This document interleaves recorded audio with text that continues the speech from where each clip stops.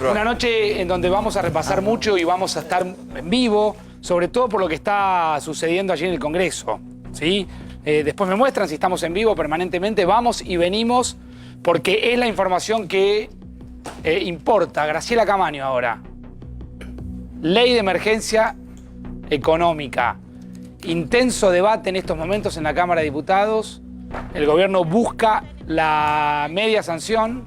Y la verdad que las leyes de emergencia no han cambiado la crisis de la salud. Bueno, hay que ver bien a qué hora finalmente van a terminar los oradores. Recordemos que había 130 oradores de 5 minutos cada orador. Si pasa algo importante, vamos a tener permanentemente en vivo lo que sucede allí en la Cámara. Ustedes lo van a ver permanentemente en vivo. Y vamos a analizar esta noche de 4 días cómo viene la discusión de la ley de emergencia económica. Como adelantamos ayer, todo hace pensar que en horas de la madrugada va a ser aprobada en la Cámara Baja y que mañana viernes va a ser aprobada en el Senado.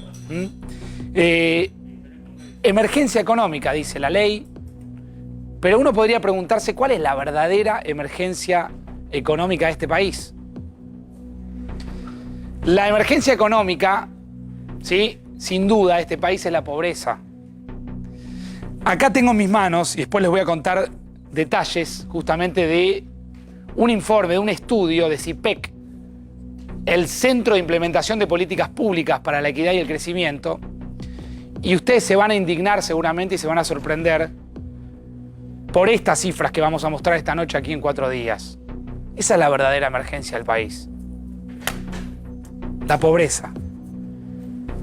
Este informe que tenemos acá, que vamos a poner hoy en pantalla, revela los números que nos duelen a todos. No sé, y si no te duelen, será un problema tuyo. CIPEC lanzó un mapa en las últimas horas que permite conocer en detalle la distribución geográfica de las personas en situación de pobreza crónica. ¿Cómo dijiste? Pobreza crónica. ¿Qué es la pobreza crónica? ¿A qué refiere este concepto de pobreza crónica? Hay un grupo de personas en la Argentina que tiene muy pocas probabilidades de salir adelante, de salir de la pobreza. Es decir, hay generaciones y generaciones de argentinos que pase lo que pase, van a ser pobres. Gobierne la derecha, gobierne el peronismo que ustedes elijan, el peronismo más de centroizquierda, más de centro derecha, porque han pasado varios peronismos en Argentina. Es decir, pase lo que pase, hay determinada porcentaje de los argentinos que van a ser pobres. Que van a ser pobres, y esta es la pobreza crónica, incluso o aún en periodos de crecimiento económico. Incluso en esa etapa van a seguir siendo pobres. Después vamos a poner acá atrás una radiografía atroz, dolorosa de esta realidad. Mientras se sigue votando la ley de emergencia, nosotros hablamos de la emergencia. Para un minuto ahí, voy a volver a mencionar el concepto. ¿Qué es la emergencia? ¿Qué es la pobreza crónica? Míralo, a ver. Esta pregunta vamos a tratar de responder. ¿Qué es la pobreza crónica? Es cuando un grupo de personas no tiene la menor probabilidad de salir adelante, de salir de la pobreza. Insisto con lo que planteábamos, me parece un dato sustancial, aún en periodos de crecimiento económico. Esa gente constituye un sector de la Argentina que forma parte de la pobreza crónica. ¿Habías escuchado hablar de pobreza crónica? Yo no. Hasta que leí este informe de la CIPEC, no había escuchado hablar del concepto de pobreza crónica. Estos son datos que realmente angustian y sorprenden, que demuestran que más de 3.800.000 personas, ¿sí?, están en esta situación. Y la mayoría de las 3 millones, de los casi 4 millones de argentinos residen en el conurbano bonaerense. Allí hay cerca de 941.000 personas, seguido por la provincia de Buenos Aires con 278.000, el Chaco con 273.000, Santa Fe con 271.000, Corrientes con 259.000, Salta con 245.000 y Córdoba con cifras como la de 234.000. Esa es la verdadera emergencia económica. Más datos esta noche. A ver, pobreza crónica, características.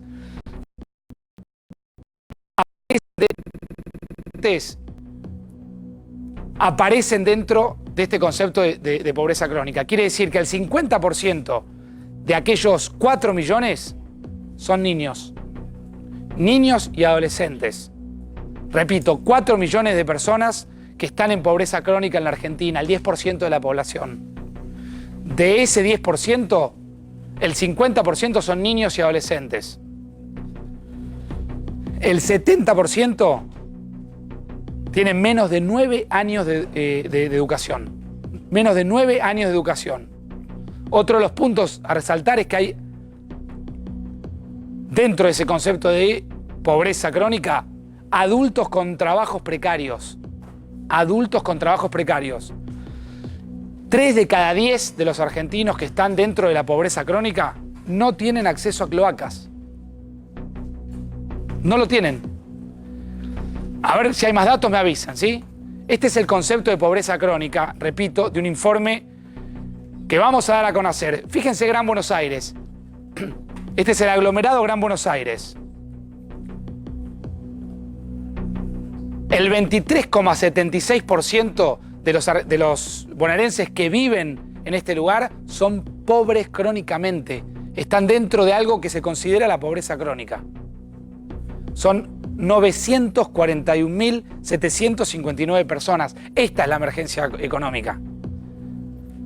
Estas cifras que vos ves esta noche aquí en 4 días, que muestran que hay un 10% de los argentinos dentro de este concepto.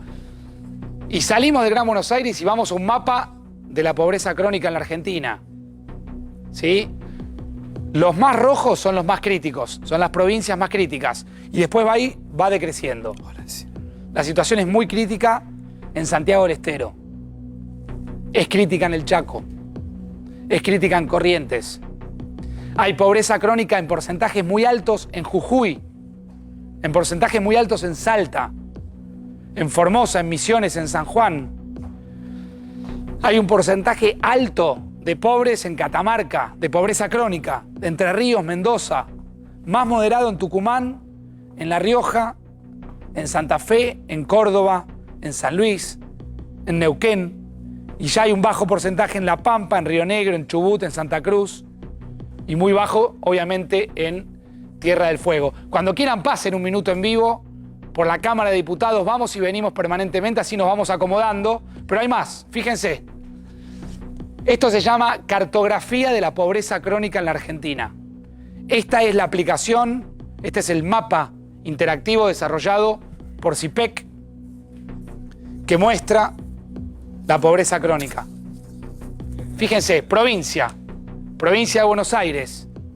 Y ahí aparecen una serie de datos que realmente sorprenden. Por ejemplo, el 30% de los ciudadanos argentinos que viven en la provincia de Buenos Aires dentro del concepto de pobreza crónica, ¿sí?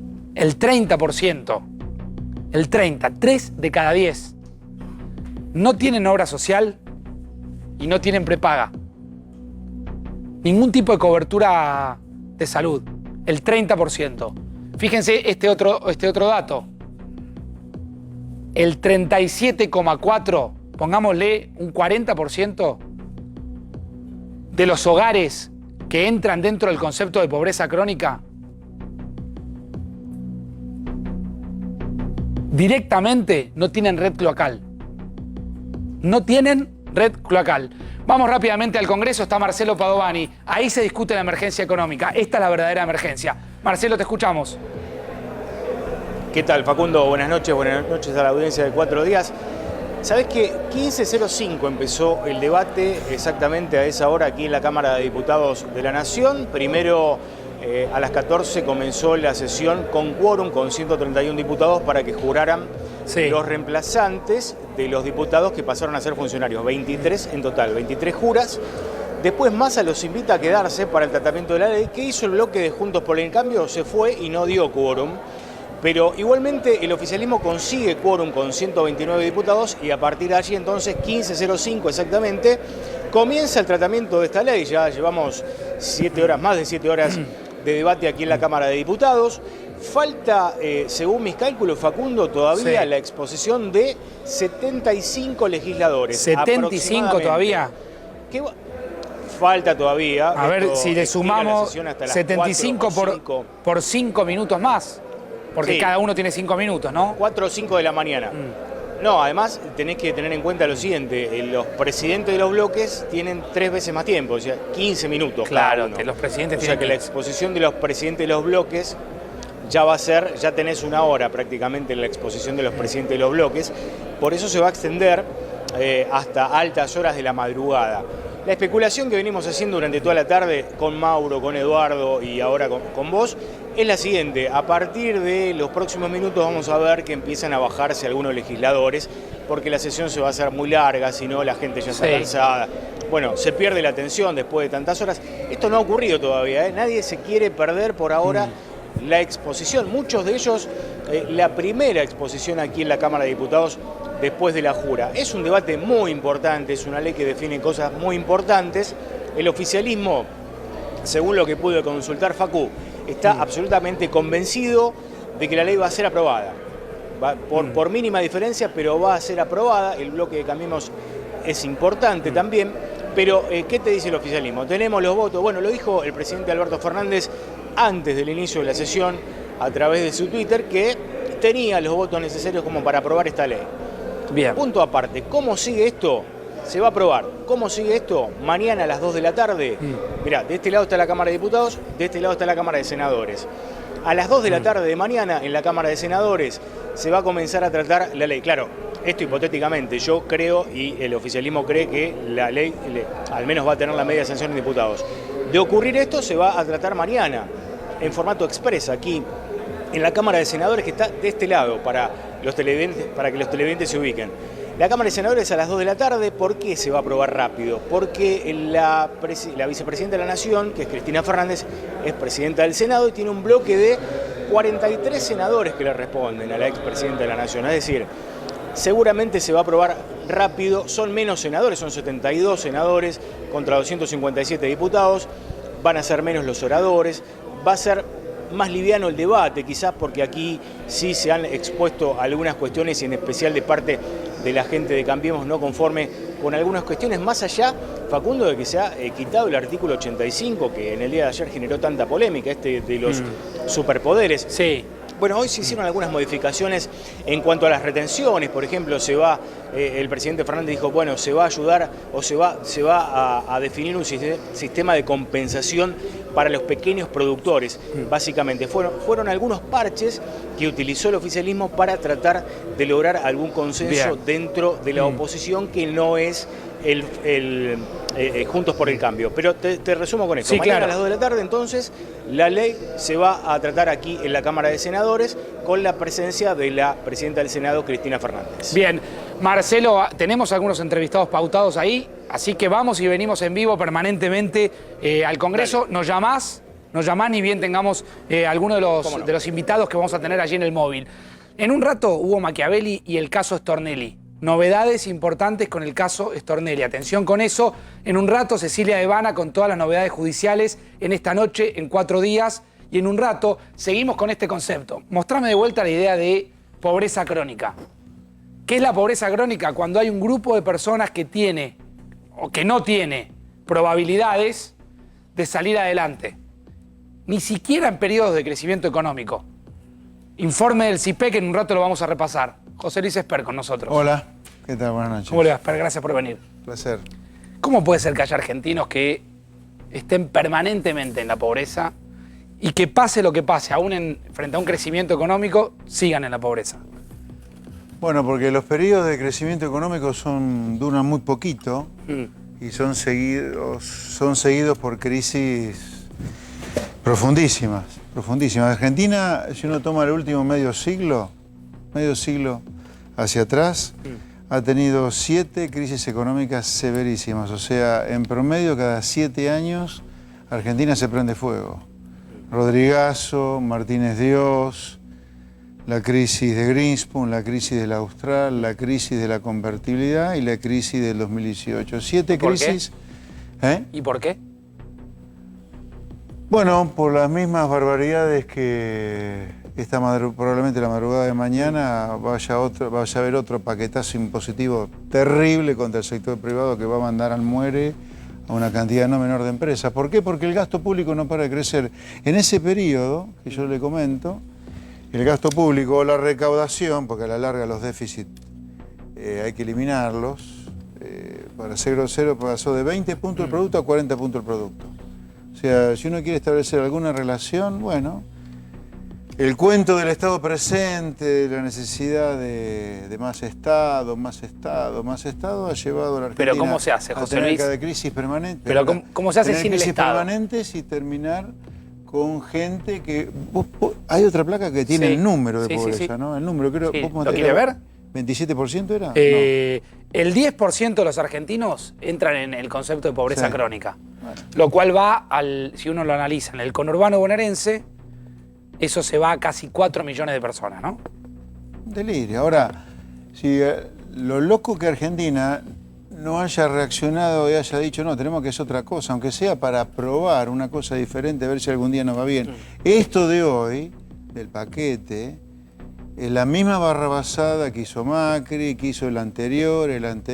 Es siempre lo mismo, siempre lo mismo. Una corporación política que como corporación está completamente desconectado de los intereses, de las necesidades y los problemas de la sociedad, y lo único que hace es venderle un buzón a la sociedad, que la sociedad compra también, acá no hay inocentes, de que no se pueden pagar los costos sociales que implica bajar el gasto público. Pero yo le pregunto, lo único que se puede hacer es reventar el sector privado. Yo le pregunto y lo hemos discutido muchas veces. Sí, y lo vamos a discutir de nuevo, seguro.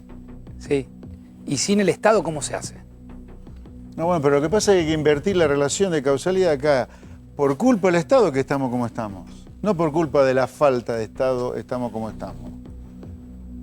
O sea, si no el entendemos, Estado tiene la culpa de cómo estamos. Pero no hay duda que sí. Yo no te diría que es el único culpable. Hay un sistema. Por acá. ejemplo, con las personas digamos, que reciben asistencia del Estado. Deja la asistencia. ¿No es la asistencia? No. O sea que la asistencia usted está de acuerdo con que se dé.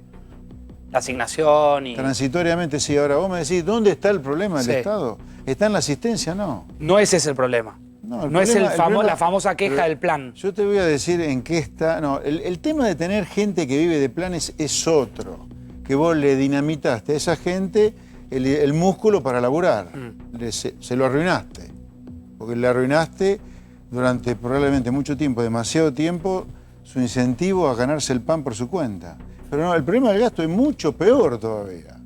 Porque para bajar en cero el gasto, vos tenés que eliminar la coparticipación federal de impuestos, con lo cual vas a tener que regionalizar el país. Sí, habrá capangas que la van de gobernadores y no sirven para nada, que van a tener que trabajar por primera vez en su vida, sí. Ahora, andá a sacarle a los gobernadores la coparticipación de impuestos.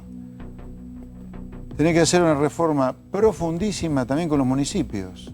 La gente no puede pagar impuestos para que haya la cantidad de municipio, intendente, consejo deliberante que hay. Otra reforma que tenés que hacer, porque lo único que tenés que hacer no es solamente el gasto público. ¿Cuántos puestos de trabajo hay que dependen de puestos que se eligen en una elección? ¿Se entiende? Bueno, hubo un artículo de... ¿600.000 puede ser? No, sí, no me acuerdo bien, pero sí era importante, pero no va solamente la cantidad de gente, es la cantidad de plata que maneja esa gente. Después vos tenés que hacer una reforma seria en materia sindical. ¿De qué te sirven los sindicalistas como el que vimos hace unos días? ¿No? El de UTA. Sí. ¿De qué te sirve ese sindicalismo? ¿Vos tenés que a esa gente le importa el trabajador? Si le importara al trabajador, hubieran hecho algo con el trabajo en negro ya. El trabajo en negro es una cosa demencial. Es gente que no tiene ni vacaciones, ni aguinaldo, ni obra social, no tiene nada. Pero la mitad de los trabajadores en Argentina trabajan en negro. ¿Vos lo viste a Moyano, al de la UTA, calentarse que le importe algo el trabajador en negro? No. Tenemos los impuestos al trabajo más altos del mundo. Lo saco un minuto de la discusión del Estado. Sí. ¿Por qué el peso o la moneda argentina... Pero espera, déjeme redondear sí, claro. esto. Ahora vamos al peso, pero Déjame ver, porque este paquete económico es arquetípico. Estamos cayendo, a ver, la gente debería entender que esta clase política que uno tiene, Alberto Fernández, Mauricio Macri y todos los que los precedieron, son parte del problema, no de la solución. Esta gente no tiene problema en reventarte a vos, a los chicos que están detrás de cámara, a impuestos. No tienen ningún problema en que te funda, no tienen ningún problema que la gente no llegue a fin de mes, con tal de mantener su privilegio de que acá el gasto público no se toca. El gasto privado, el que queda después de pagar la montaña de impuestos que hay que pagar, no importa. Pero perdón, José, ¿la gente se funde por pagar impuestos o se funde porque el mercado está parado? Se funde, a ver, el mercado está parado en parte por la cantidad de impuestos que tiene que pagar. O sea, la gente se funde en parte por la cantidad de impuestos que tiene que pagar. Volvemos a subir retenciones a las exportaciones. Bueno, van a hacer una segmentación. El impuesto más segmentación. cavernícola que hay. Va a ser una suerte de segmentación para no perjudicar a los más chicos, supuestamente, Basta ¿no? con ese cuento también de que vos haces cualquier... O sea, ¿a usted no le parece esto un plan económico? No, es lo mismo de siempre, va. Lo vamos a lamentar lo que estamos haciendo. Lo vamos a lamentar como sociedad lo que estamos haciendo, porque esto no lleva a ningún lado. Guzmán, ¿qué le parece? Bueno, hasta ahora, por lo que ha mostrado, es parte del problema, no de la solución. Yo lo veo como aquel intelectual de la economía al servicio del interés corporativo de una corporación política impresentable. Yo diría deleznable. Deleznable porque no tienen temor en volver a repetir algo que saben que está mal. Pero el interés corporativo está por encima del interés de la sociedad. Ojalá que no se lo pague nadie este paquete impositivo, mirá. Se lo merecen. Porque sé que pasa alguna vez, la gente de trabajo, la gente de laburo, de esfuerzo, tiene que dejar de ser el convidado de piedra, tiene que dejar de ser el violado, el expropiado por esta clase política. Pero a ver, cuando uno habla con el gobierno, ¿qué dicen? ¿Qué explican? Vamos a sacar de los que más tienen para poner en donde menos tienen o donde están más postergados. Una visión de redistribución. Pero basta con el cuento ese de cuándo sacarle al que menos tiene, al que más tiene en Argentina y darle al que no tiene, ha sido una solución. ¿Vos tenés que el que más tiene es un garca que no genera nada de valor en la sociedad y que entonces lo tenés que reventar para darle algo al que no tiene? Pero si así funcionaran las cosas en las sociedades que progresan, todas las sociedades vivirían haciendo esto. Sin embargo, las sociedades no hacen esto. Bueno, pero son más equitativas que estas sociedades. Pero, ¿o no? Equitativa. Yo te cuento, hoy salió el índice de Gini. Sí. Tremendo. Eso de que nosotros somos equitativos. Lo tengo por acá. Dura un tiempo y después volvés a la inequidad de siempre. Explíquele a la gente qué es el índice de Gini. El índice que mide entre los que más tienen y los que menos tienen, ¿no? Sí, en promedio. Sí. En promedio. ¿Y qué da en la Argentina? En Argentina, bueno, están los datos por ahí del INDEC, ¿no? Marca un deterioro muy importante en los últimos 2 trimestres. Pero, a ver, lo nuestro es grave porque se requiere de un profundo cambio de sistema. Es grave por eso. Si vos no cambiás el sistema, esto que estamos viviendo hoy, o que vivimos el año pasado y el anterior, crisis tras crisis, se va a seguir repitiendo. Y acá la sociedad debería entender que hay que cambiar un sistema que no funciona. Esto no es un tema de un impuestito más, un impuestito menos. Vos no podés tener la cantidad de gente que vive del Estado, no podés tener la cantidad de gente que vive de la política, no podés tener este tipo de sindicalismo, no podés tener este tipo de empresariado también. El empresariado que tenemos, el que vos ves en la tele, que te aplaude a cada zángano que lanza un plan económico, es parte del problema, no de la solución. Vos tenés que tener otro sistema. Ese sistema es viable, por supuesto que sí, no es que es para extraterrestre, un sistema diferente. El sistema diferente que... ¿Pero por qué no se aplica eso, Expert?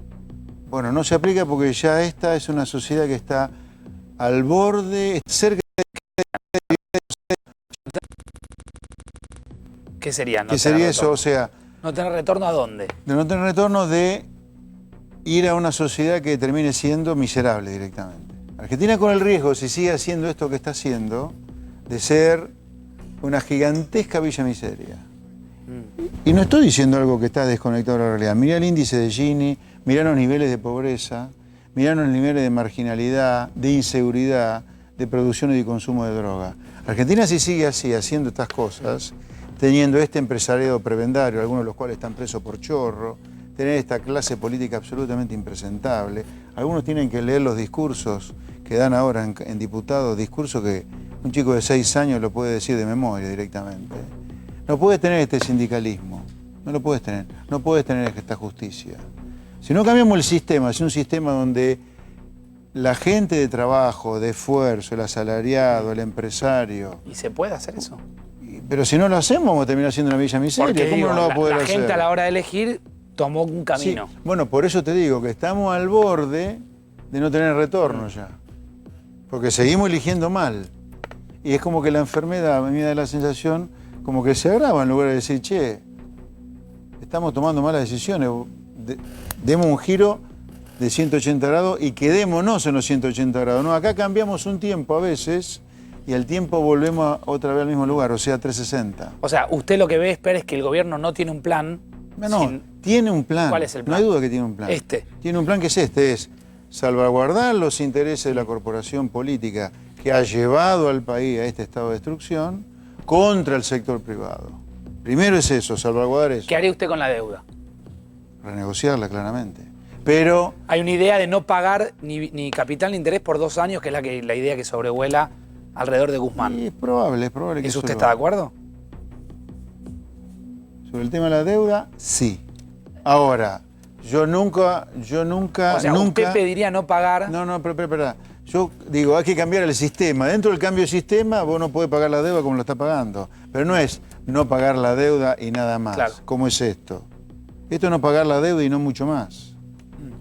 Le pregunté por la moneda recién. ¿Por qué el peso no. está destruido? Perdóname, no. No. ¿Por qué está destruido el peso? ¿Por qué nunca existió como moneda, si se quiere? El peso, eso es un poquito exagerado. El peso existe. Pero como una moneda transaccional. Nadie ahorra en pesos. Nadie. Eso es otra cosa. ¿Por Es qué? una moneda transaccional nada más. Mirá, si yo te cuento que Argentina ha tenido 7 crisis económicas en 50 años, cada crisis ha significado una devaluación del peso frente a cualquier moneda En las extranjera 7 tomó intervención enorme. el fondo, ¿no? ¿Eh? En las 7 tomó intervención el fondo. Sí, ahora echarle la culpa al fondo es lo más No le fácil echo que la hay, culpa, pero es una no le realidad. echamos la culpa porque por culpa de la crisis que nosotros hicimos terminamos en manos Pero del en fondo. las 7 crisis no intervino el fondo. En las 7 crisis fuimos y acudimos al fondo, que no tiene que ver con que el fondo causa la crisis. La crisis es nuestra, por culpa de nuestros errores. Si vos querés exagerando, de nuestras cagadas. Ahora, terminar en manos del fondo es como terminar en la B. Entonces vos le vas a echar la culpa a la B o le vas a echar la culpa a haber hecho las cosas que hiciste para terminar en la B.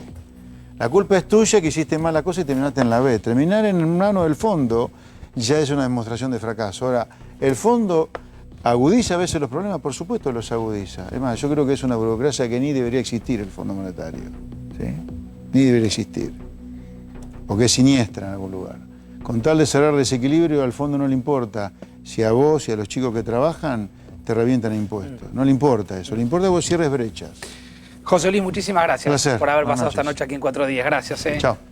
Chao, hasta luego. Hugo, hay información judicial que tiene que ver con Stornelli. Contanos de qué se trata. A ver. Exactamente, Facundo, vos sabés que ayer contábamos la noticia que impactó, por supuesto, en el mundo judicial porque la causa de Dolores tuvo el procesamiento del fiscal Carlos Stornelli, una de las figuras más importantes de Comodoro Pi, y generó mucho impacto porque además pidió que el fiscal reciba el desafuero. Eso es algo que tiene que tratar la Procuración General, es decir, el órgano que regula Hugo, a los fiscales. Mirá, acá tenemos la causa. Sí. Esta, si no me equivoco, es la parte donde se hace referencia a los obstáculos constitucionales para el dictado de la prisión preventiva respecto a la situación de Stornelli. Los fueros, esto lo que explicaba Hugo, los fueros previstos en la ley orgánica del Ministerio Público y en el artículo 120 de la Constitución. Y esta es la que dicta el procesamiento. Claro. Dictar el procesamiento de Carlos Stornelli, de demás condiciones personales descritas en el encabezado del presente, por encontrarlo prima facie penalmente responsable del delito de asociación ilícita en carácter de miembro y en concurso. Esta es la causa a la que accedimos con Hugo. Ahora vas a contar, Hugo, cuál va a ser la reacción y la estrategia de Stornelli. Claro, porque esta historia recién empieza un dictamen de más de 500 hojas en donde Stornelli está acusado de ser el miembro de una asociación ilícita, con varios hechos puntuales, con un desagregado en cada una de las imputaciones, con un embargo de 10 millones de pesos, con la prohibición de salir del país y con el pedido ante la Procuración General que el fiscal también está resolviendo por otro lado, que es el órgano que debe controlarlo. Pero ¿qué se viene ahora, Facundo? Ahora me contás qué se viene. Ahora déjame seguir repasando la causa y ahora Hugo les va a contar bien cómo sigue esta historia. Este es el procesamiento. ¿Qué es lo que dice la causa? Que a partir de la prueba colectada y fundamentalmente a partir de los registros hallados en el domicilio de Marcelo D'Alessio, se pudo desentrañar el funcionamiento de una organización criminal clandestina compuesta por numerosas personas que utilizó diversas herramientas, atención con este dato, de espionaje ilegal con fines políticos, económicos y judiciales, que actuó en varias jurisdicciones del país y en el exterior para beneficio de sí misma y de sus integrantes y de terceros, que para concretar sus fines delictivos tuvo a disposición relaciones estratégicas, entre otros, con un importante miembro del Ministerio Público de la Nación, como el propio Stornelli. Una más, un detalle más de la causa. A ver, tráemelo. De este modo el fiscal se valió de espías, dice el procesamiento, con quienes intercambiaba información para avanzar en supuestas líneas de investigación, promover denuncias, disuadir abogados molestos, ponen ahí caso Ubeira, ahora Hugo lo va a explicar, al tiempo que utilizaba esa relación también para reclamar información sobre asuntos personales, caso Castañón, que es, tiene que ver con una cuestión personal. ¿Cómo sigue esta historia, Hugo? Bueno, lo que está preparando la defensa de Stornelli es la apelación. Primero, lo que están haciendo es leer cada una de las más de 500 hojas de la argumentación del fiscal Alejo Ramos Padilla. Sí. ¿Qué es lo que dicen las fuentes alrededor de Stornelli? Que esto estaba escrito antes de su declaración indagatoria. Que esto ya estaba preparado, que no importó en la justicia... Su defensa. No importó su defensa. No importó su declaración, no importaron los argumentos. ¿Y por qué señalan esto? Estoy contando, por un lado, lo que vos decías, la imputación y el procesamiento de Stornelli, argumentado en cada una de sus imputaciones. Por otro lado, ¿qué dice la defensa que va a presentar, como corresponde en este juego de cartas en el derecho? Va a presentar su apelación. Dicen varias cosas, pero que una de ellas tiene que ver con que este procesamiento estaba preparado y que poco importó la declaración de casi 12 horas. Recordemos que la indagatoria en cualquier causa penal es el acto de defensa que un imputado tiene. Exactamente. ¿Sí? Y que de acuerdo al análisis que hasta ahora están haciendo, esto se conoció ayer, en la defensa de Stornelli consideran que además no hay pruebas concretas, puntuales y argumentadas de manera sólida para sostener este procesamiento. Y que además, como tercer elemento, son muchos, pero esto es el fiel reflejo de una causa que se está investigando en Comodoro Pi, que es el operativo PUF. ¿Por qué? Lo que Stornelli sigue sosteniendo, lo hizo cuando estuvo en rebeldía por el juez Alejo Ramos Padilla al no presentarse indagatoria, fue que esta causa fue un armado para afectar las investigaciones de la causa Cuadernos y otras derivadas en casos de corrupción. Bien, ya voy con Cecilia y más información judicial. Saludo a Liliana de Rizo. Hola Liliana, ¿cómo le va? Hola, ¿qué tal? Gracias por estar esta noche aquí en 4 días. Miraba usted cuando hablábamos de la pobreza crónica. Sí. ¿Qué lleva a un país a tener pobres que saben que de antemano no van a poder salir adelante? Hace rato que este país tiene pobres que saben que no van a salir adelante. Yo dirigí el informe de Naciones Unidas del PNUD en Buenos Aires el 2002. La radiografía de la pobreza era el país mal unido, norte, centro y sur, como es hoy. Tenía, por supuesto, en el 2002 más alto aún el índice de pobreza. Pero luego de una década de enorme bonanza, la balanza fue que seguíamos con 1/3 de pobres. ¿Qué lleva al país a tener pobres? Este país tiene baja productividad, no es capaz de competir, no dinamiza las exportaciones y por lo tanto no puede mantener una sociedad competitiva y de movilidad social como lo fue en el pasado. Esa pobreza estructural es un lastre de larga data. Argentina no crece, en promedio decreció comparada con los países vecinos. No es novedad esto. Ahora, el gobierno que se fue no lo pudo resolver. El gobierno que se fue antes que este, no solo no lo resolvió, sino que desperdició una década maravillosamente buena en términos de bonanza. Ahora vuelvo, Liliana, y seguimos conversando. Voy a saludar a un amigo que está con nosotros, que es Juan Carr. Juan, te doy un abrazo. ¿Vale? ¿Cómo andás vos? ¿Cómo estás? Muy bien. ¿Todo bien? Vamos a hablar de este tema también, de la pobreza. Sí, claro. Y de lo que va a pasar en pocas horas en la Argentina y en 300 y pico de ciudades. de ciudades. ¿Me esperás un poquito? Cómo no, ¿Sí? gracias. Voy al móvil, Marcelo Padoan en el Congreso. Sí, mira, acaba de llegar Cristian Ritondo, aquí el presidente del Bien. bloque. A ver, lo invitamos a Ritondo a ponerse el retorno. Gracias por atendernos. Estamos en A24, 4 días en vivo con Facundo Pastor. Ritondo, bueno, le pregunté hoy, le pregunto a esta hora cómo marcha el debate, cómo lo está viendo. Bueno, es un debate que va a ser muy largo en el día de hoy. Es una ley que ha quedado de 84 artículos, 9 emergencias, pero principalmente que representa la idea del gobierno donde la clase media, los jubilados y el campo van a tener un gran ajuste, y esto bajo el título de una ley solidaria para la reactivación. Lo que tenemos hoy es un impuestazo y un ajuste que le permita tener una gran cantidad de dinero, que sea el 2.2 del PBI, para ir a renegociar la deuda. Ritondo, Facundo Pastor lo saluda. ¿Cómo le va? Buenas noches. Gracias por estar allí. Bien, Facundo, ¿qué tal? Buenas noches. Bien, hubo algunas modificaciones. ¿Qué pudieron negociar? Nosotros nada, y con nosotros Nada. hubo muy poco diálogo, porque nosotros no estábamos dispuestos, después de venir pensando que venían 3 emergencias, que era lo que nos habían planteado, haber tenido un borrador sobre 14 puntos, una ley de 85 puntos, donde crea 9 emergencias, donde se le saca la movilidad a los jubilados, donde se vuelve a castigar al campo con un aumento de retenciones, donde la clase media vuelve a tener nueva cantidad de impuestos. Y nos parece a nosotros que era imposible acompañar bajo ningún punto de vista. Vamos a plantear absolutamente todas las modificaciones en el recinto, en cada uno de los artículos, para tratar de mejorar una ley y que haya mejor calidad en lo que tiene que ver con una ley. Pero bueno, eso dependerá de la posibilidad de recibir nuestra propuesta del oficialismo. Claro, quiero ir al punto de los jubilados, Cristian, porque lo marcaste como uno de los puntos, clase media, jubilados y campo, dijiste. ¿Qué va a pasar con los jubilados a partir de esta ley? A ver, más allá de la decisión que adelantó el Ejecutivo, que lo puede hacer igual, lo que saca la ley de movilidad. Entonces, todos aquellos que cobran más de 14.000 pesos, de la mínima, no puede ser que no reciban nada en 6 meses. ¿Sí? Cuando por primera vez, como es la escala de movilidad que sacó el gobierno de Mauricio Macri, le estarían ganando a la inflación el año que viene y se les pagaría un monto que es superior al que están cobrando hoy. No es un solo bono, y realmente eso hace un achatamiento a lo que tiene que ver con la escala de que cobran jubilados y pensionados a la Argentina, y durante 6 meses nadie sabe, porque están pidiendo 180 días, nadie sabe cuál va a ser la perspectiva que tengan para las nuevas jubilaciones y pensiones millones de argentinos. Cristian, y la última, el campo. ¿Se va a lograr esa suerte de segmentación para que no termine pagando un pequeño productor como pagan las multinacionales dedicadas al campo?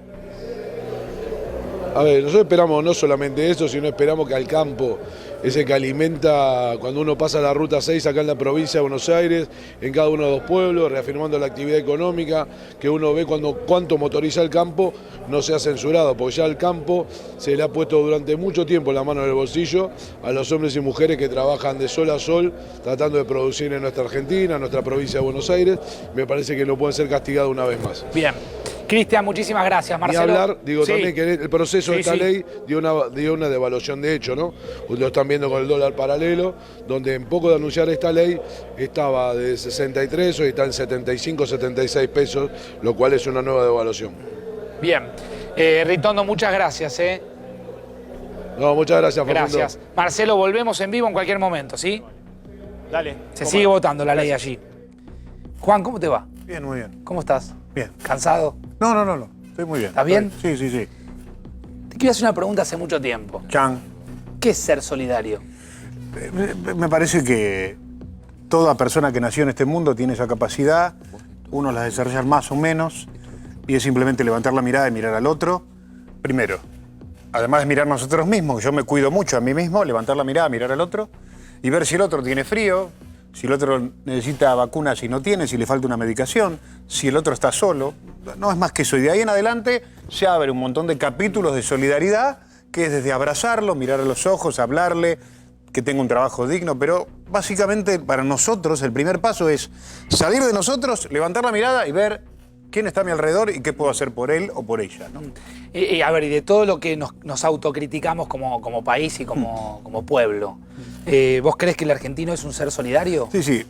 A mí me pasa esto, que escucho esta realidad y que, por supuesto, nos consterna y uno se angustia. Pero hoy vine a que me dan este ratito y se los agradezco porque nosotros quisiéramos celebrar la solidaridad que, por ejemplo, este año 902 trasplantes subieron, que es un récord en la historia de los trasplantes de la Argentina, otro récord más. Este año 570.000 argentinos donaron sangre, otro récord más. Este año, cuando miramos los bomberos voluntarios, los scouts, las damas rosadas, Argentina tiene un montón de personas que levantaron la mirada y miraron a los demás y nuestros números en la solidaridad siguen creciendo. Cada vez el argentino vive más su cultura solidaria. Falta un montón, sí, pero de lo que vamos a hablar ahora y que te agradezco es porque siempre aparece la solidaridad en la catástrofe, en la inundación, en el terremoto, que está bien, y ahora queríamos tomarnos un ratito, que es el domingo, un ratito para, no sé si la palabra celebrar, pero para celebrar la solidaridad, un ratito, fuera del dolor, ¿no? Entonces esto de lo que vamos a hablar ahora, pero yo no puedo negar que la realidad está muy dura y la conocemos vos y yo, la licenciada, los que están aquí, pero también es cierto que hay una capacidad de dar de nuestra gente, de nuestro pueblo, que sigue creciendo. Y cuando las generaciones nuevas, cada vez más. O sea, es difícil de describir, porque decís, ¿por qué esta realidad está así? Porque francamente nuestro pueblo tiene esta capacidad de ser generoso que a mí me sigue conmigo. Ahora, recién Juan Liliana decía algo así, corríjame Liliana si me equivoco, que hace mucho tiempo que hay pobres en la Argentina, que hace mucho tiempo que hay gente marginada, que hay gente que está complicada y que esto tiene que tener una explicación, Liliana. Por supuesto que la tiene, pero si nosotros miramos cuánto era el índice de pobreza en los 70 y lo comparamos ahora, en los 70 podríamos decir era como Alemania. Un conjunto de políticas sistemáticas dejaron a la intemperie a una creciente parte de la población y eso se viene arrastrando, se arrastró con las políticas del golpe militar, los heredaron en la década de la deuda, la renovación democrática y la llegada de Alfonsín, se hizo lo que se pudo, pero la Argentina no enfrenta un conjunto de reformas que debe hacer si no quiere reiterar el ciclo de ilusión, encanto, crezco, caigo, pequeña reactivación, consumo, pero ¿quién crea la oferta? ¿Hay confianza, hay capacidad de hacerlo? Ahora, Liliana, a esta ley, a este proyecto lo llaman proyecto Ley de Solidaridad. Porque no dicen la verdad. Porque esto no es un proyecto de solidaridad, es un proyecto de ajuste fiscal que este país necesita para negociar la deuda. Pero aquí, sinceramente, se miente, no se dicen las cosas Pero, como a ver, son. Liliana, yo se lo preguntaba a Esper hace un ratito. La idea de los que más tienen que ser solidarios y colaborar con los más postergados. Pero, ¿No es así? el tema es que una política distributiva es necesaria porque los que están a la intemperie no pueden ser abandonados. Eso era la justificación del gradualismo. Pero esta medida súbita está hecha no en términos de que los más pobres van a estar mejor, sino en términos que la Argentina tiene que hacer este ajuste del cual el sistema previsional es clave como lo es en Francia, con una gravedad adicional, que además de población envejecida, nosotros jubilamos en el periodo de Néstor Kirchner a 2,5 millones que eran de clase media y media alta y que no aportaban. Entonces, por cada tipo que aporta o mujer que aporta, tenemos una masa pasiva. Este es un lastre que hay que enfrentar. Este gobierno decidió enfrentarlo y había que enfrentarlo. Pero no digamos solidaridad, porque un jubilado que gana 30.000 pesos es un pobre. Un pequeño clase media que tiene un departamento y un autito, y sin el autito, paga bienes personales, además de pagar la evaluación fiscal en el ABL.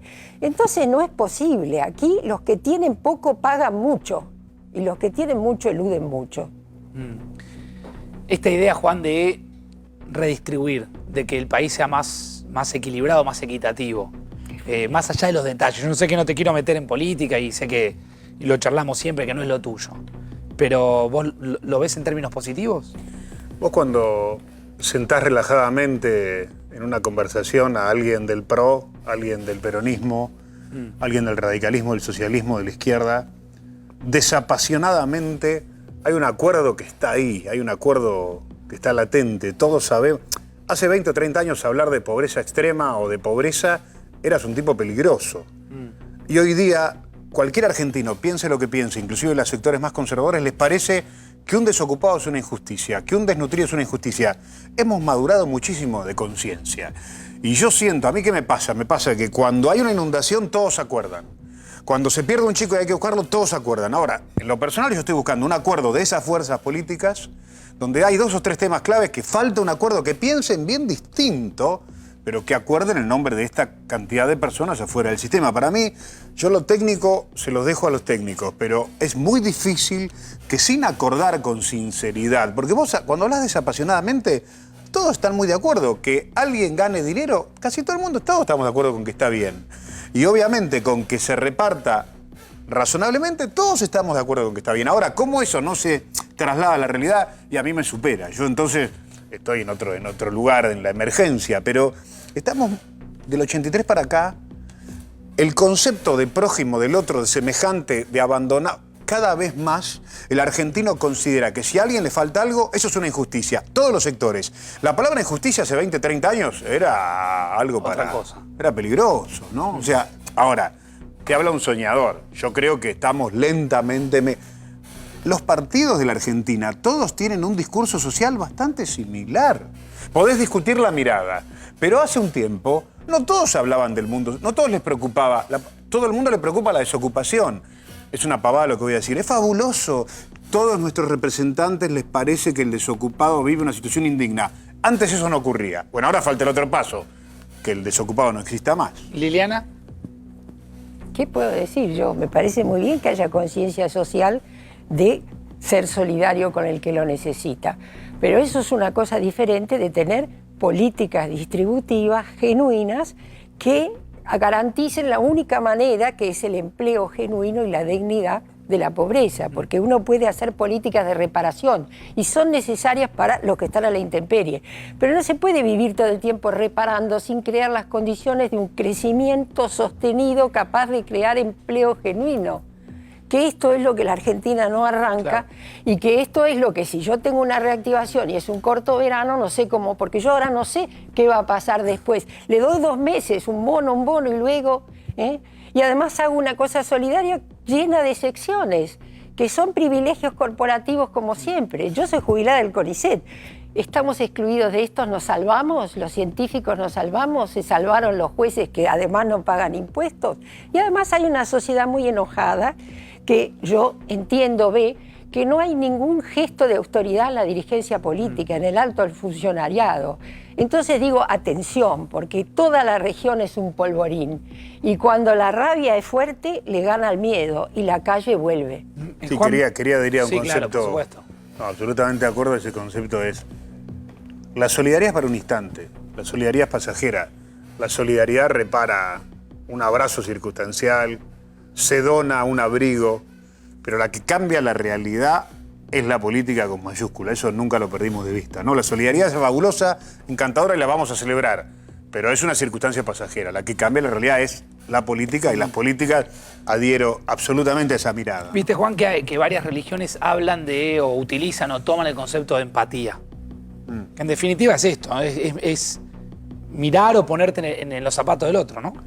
Por supuesto, yo igual quisiera ser, adhiero, punto aparte, un poquito más activos también, ¿no? O sea, yo puedo sentir una tremenda emoción por el dolor del otro y ser muy empático y comprenderlo y todo, pero si está sin trabajo también sería bueno que tenga trabajo digno. Yo también me puedo emocionar tremendamente con imágenes del África subsahariana y del hambre y está bien. Porque es peor ser indiferente, pero también estaría bueno que el mundo un día no tenga más nadie. Nosotros necesitamos que los que no tienen comida, por ejemplo, tengan comida no por solidaridad, sino por justicia, que es absolutamente distinto. Ahí hay un debate de fondo que no es para este momento, porque en este momento estamos todos remando, pero es un Estado municipal, si tiene un proyecto solidario, está bien, pero un Estado tiene que hacer justicia. La solidaridad es algo libre ligado a los ciudadanos. Pero ese es un debate semántico que ahora estamos remando para salir de esta y estamos todos en esa, ¿no? Y remando y remando llegás al domingo. ¿Qué va a pasar el domingo? El domingo a las 20 horas... ¿Qué se te ocurrió? Se nos ocurrió a varios. En 310 ciudades de la Argentina fuimos a buscar un poeta, a Charly García, y vamos a cantar un poema de Charly juntos en 310 ciudades.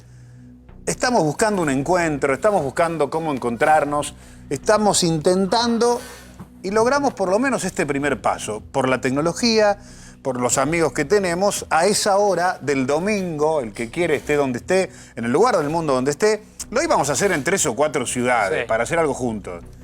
Y llegan y vienen y vienen y vienen y vienen más. En 310 ciudades que sepamos, se canta Inconsciente Colectivo a esa hora, a las 20 horas. Canta Argentina, a ver, escuchemos.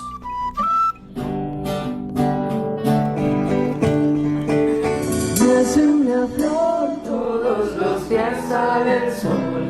De vez en cuando escuchas aquella voz como de pan, gustosa de canto. Los aleros de la gente con la hinchadas, pero a la vez existen transformados.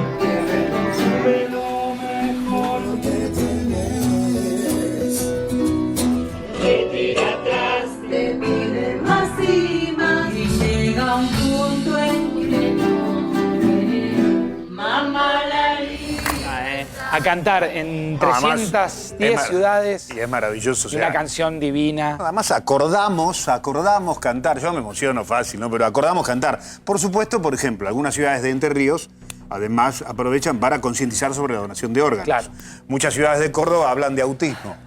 Otras reciclan. Obviamente le agregamos ese toque. Pero hay una novedad. El que quiere, a las 20 horas del domingo, se conecta en las redes, canta Argentina y vamos, aunque sea, a recitar juntos, a manera de canción, un poema de nuestro principal poeta contemporáneo, Charly García. Bien. Juan, gracias. Gracias a ustedes. Gracias por estar esta noche acá. Anda tranquilo, gracias. Gracias, en serio. Gracias, gracias. Atención a información judicial que trae Cecilia Evana. Dale.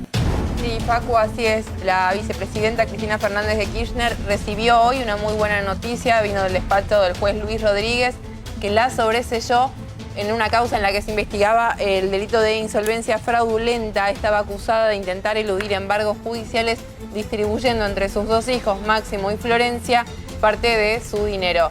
¿Qué entendió el juez Rodríguez? Que esto no había sido así, que la denuncia era de 2016, que por entonces Cristina no estaba ni embargada ni inhibida por la justicia, con lo cual no habría incurrido en la comisión de un delito. Por eso decidió sobreseerla y en un escrito en el que tomó esta decisión hoy, que conocimos en tribunales, se refirió precisamente a la fecha, digamos, ¿no?, de la denuncia. Lo vamos a ver ahí en información. Perdón, en esa fecha no solo no se encontraba procesada ni se había decretado embargo alguno sobre sus bienes, sino que ni siquiera había prestado declaración indagatoria. Fue tajante el juez Luis Rodríguez respecto de esto que se investigaba. Él tomó en estos 3 años de investigación los datos que había, bueno, los cruzó y esta es la resolución.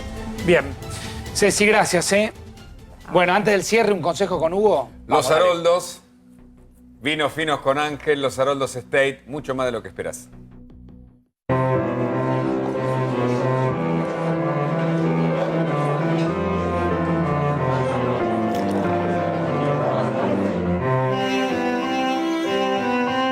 Los Haroldos Estate, mucho más de lo que esperás. Bueno, paso por la Cámara de Diputados. ¿Quién está hablando en estos momentos? Walter Correa. Es del Frente de Todos. En los colegios. Lo escuchamos unos segundos. En los hospitales. Se da un intenso debate en diputados. ¿A qué hora más o menos va a terminar? No se sabe. 4 o 5 de la mañana. Tranquilamente. 6, dice usted, Liliana. Sí, se puede demorar toda la noche. Con suerte. Con suerte, sí. Dependerá de cada uno de los una discursos. herramienta, Alberto, Al final se alarga. Sí. para que realmente Y tenés también los jefes de bloque hablando, que eso ocupa un poco más. Todos quieren más de expresarse. Bueno, Liliana, ha sido muy interesante escucharla. Le pido un cierre para pensar qué debiera hacer la clase política, porque es interesante lo que planteó Juan recién también. La solidaridad es un instante. Bueno. Las políticas públicas son las que instalan y hacen cambios reales, ¿no? Desde ya, obviamente encontrar políticas alternativas que no fueron las del pasado, para resolver los problemas acuciantes que la Argentina tiene de una vez. Pero más allá de eso, yo digo gestos de austeridad, porque este es un fuerte esfuerzo colectivo que debe ser hecho y que lo están pagando, lamentablemente, no necesariamente los que más tienen. Eso por un lado. Y por otro lado, que estamos tan focalizados en esto, que realmente es muy importante, y que nos olvidamos de detalles, por ejemplo, como qué pasa con la justicia, quiénes son, quién es el que ha sido nominado para la Oficina Anticorrupción. ¿Acaso no pedían a alguien de la oposición que fuera neutral? Claro. Y en cambio pusieron a alguien que es militante de la causa kirchnerista. Que los organismos de control no son parte de la oposición nunca, no pasó en Eso el... debería estar Pero previsto. precisamente siempre hemos criticado Pero claro. eso y no se habla. ¿Quién va a estar en la AFI? Lo La mismo. Presidenta de Justicia Legítima. Digo yo, ha sido escandalosamente no neutral la justicia. De esto no se habla y mientras tanto todos salen libres, deberán salir, no tendrá que tener prisión preventiva, ese es tema en el que yo no me meto. Pero digo, acá hay causas muy gruesas que no quisiera yo pensar que van a terminar en la impunidad.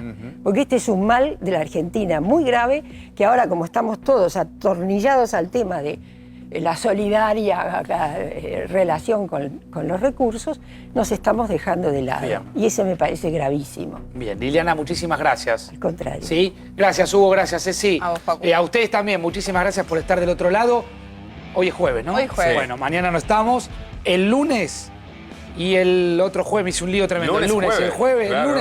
el lunes nos reencontramos a las 10 de la noche. 4 días son. 4 días, últimos programas del año. Los esperamos. Chau, chau.